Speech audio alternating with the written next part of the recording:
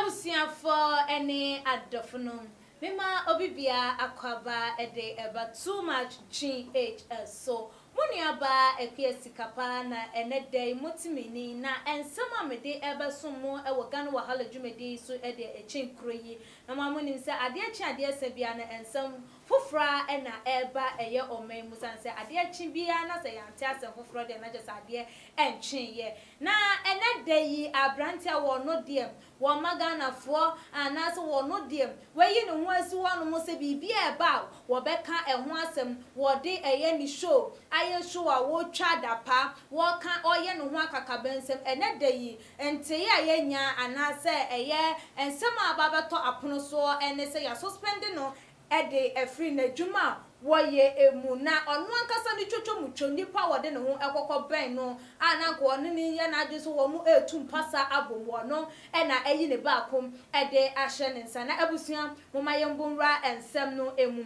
na wo ho he suspended on his job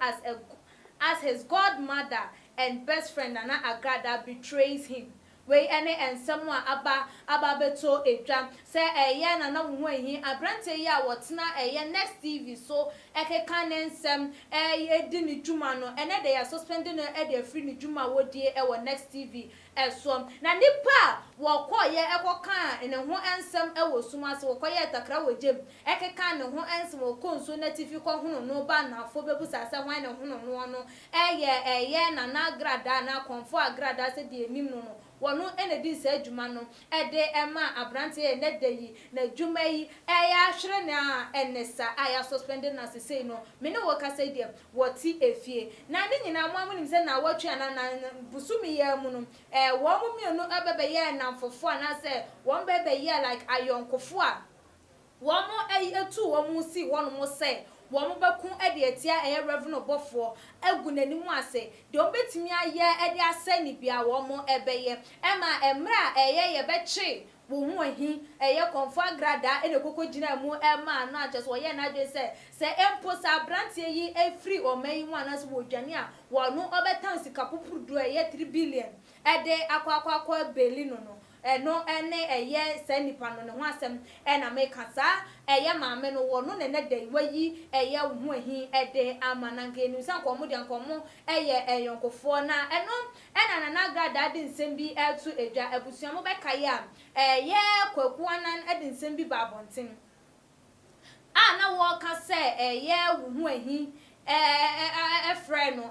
ena ebiem Hoahi de tina next TV so ka se kwaku anan mom ena friend no keka ho nsensema no wo twa eye wono bo Canada Japan ene kwaku anan no wo twa wo mo adapa na eno ema asofo bi a wono susu no otene ba bia Ghana hanum na nke ye de yenti ni di kasi bia sa biblical edi no huji mu anaje se wono wo mo eti wono ma no wono wo mo kasa no mu susu se eye Okomfo Agradaa mom ena na chese wo otai eye abrante no echi ema biblical de betu just de bi enye sa eye Okomfo Agradaa no wono ena tai echirem enti eno ema eye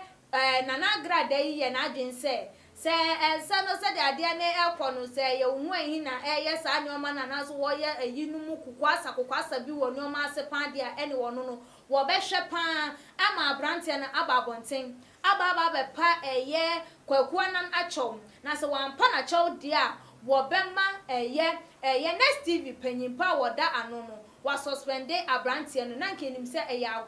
agrodie bi ena eye Nana Agradaa wo die nanso so emra wo kokotena eye ne tender TV eso ena chese wo de atu edwa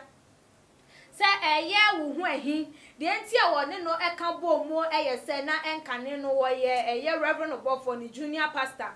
enti wo free honom na wo baaye no tama no wo reverend obofo honom no wo kan ne ho ensem bebre enti wo ye na dwen se kwampi obefo so obetimi ni na ya yonko anaso obetimi ni na be ya adamfo se de bi obetimi atwe na so no wo befa so enunti na wo te ye se wo ne reverend obofo edi party from eye asori yemu no wo no so ye na dwen se na obetwe aben na etwe ben me oba wo mpen wo betwe aben no se ne ebe ya de wo pese wo de ye no wet media yen because abrante na gu ne ho fin bebrem enti wo hyeda ye ne ho se wo mpe eye reverend obofo asem odo so wo mpe na asem de ba yes to no say information a wo benya ntino wo share da etwe ede ben no na numu na mo be kaya hu ahiba abonten ede bebetu edwa say eye allegations a wode egu eye na Agradaa na say Okomfo Agradaa so no na ne nyina eye entro na ewom eye reverend obofo na ema ne kasa na ha saa asem no nyina no na enam eye nkitanwudi a wanya na wode sika epuepu anu nti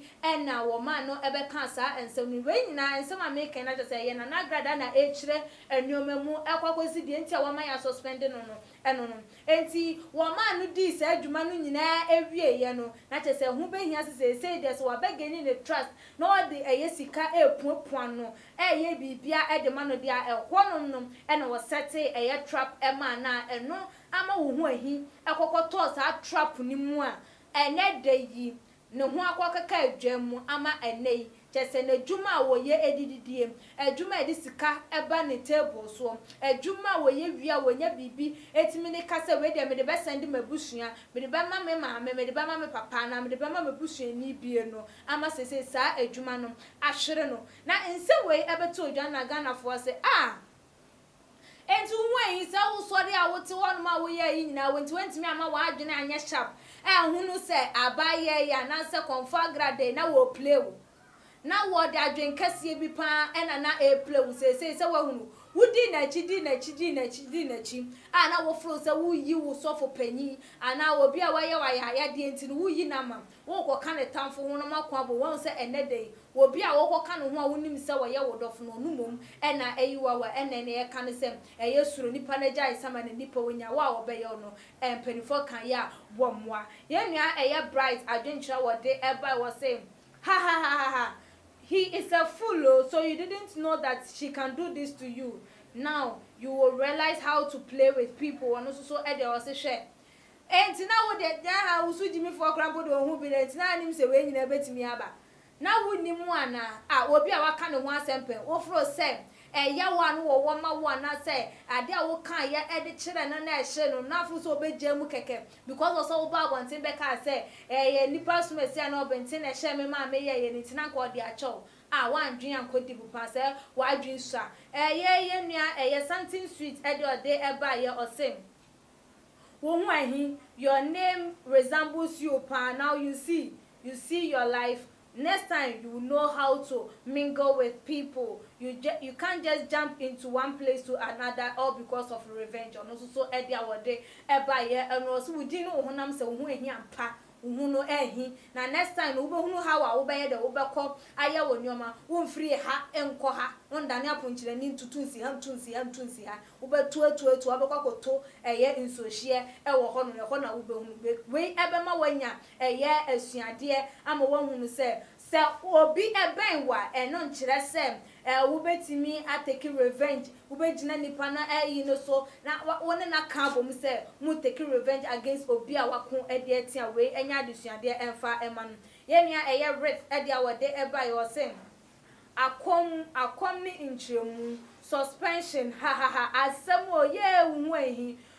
osi ye hu ehi you see now you see your life obi a kan eye na brabo de akwa ye na chese wo mo ehunu se de nti a eye Okomfo Agradaa wo ben eye hu ehi a wo ne no etie wo ben no a wo ne no eye na wo mu eyi eye rev no bofo tu nyina se no so owo agenda fofra na wo di edi se dwuman we ama wo no ehunu se de na brabo aye ene se nipa wo gi ni di ye ene dey wo ma waduane abowo no abusua we ene aye adwenche no bi a eba ye fa ensem yi ehu won so wo fie sen na wo hu ensen no esi afa de sua de ben na wanya ade afiri na futu oben so na wo de ebe ma eye wo hu ehi efa eye nyoma akọ ade atia na enede yi biem wo ba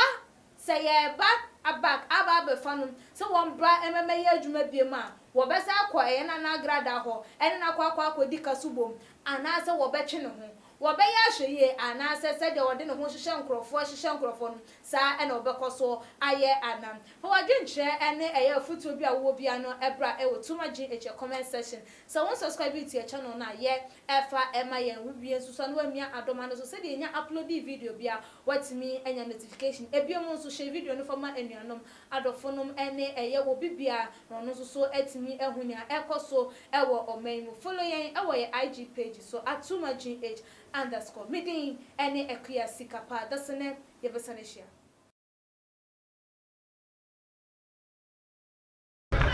Oniadafo ahaye GH too much ena ohwe Malupi ene kase osofo Malupi me hwe babia me nko babia too much GH na me video ne to ho na me subscribe ka me ho nyenkohwensem pa wo ho me ras ma crowd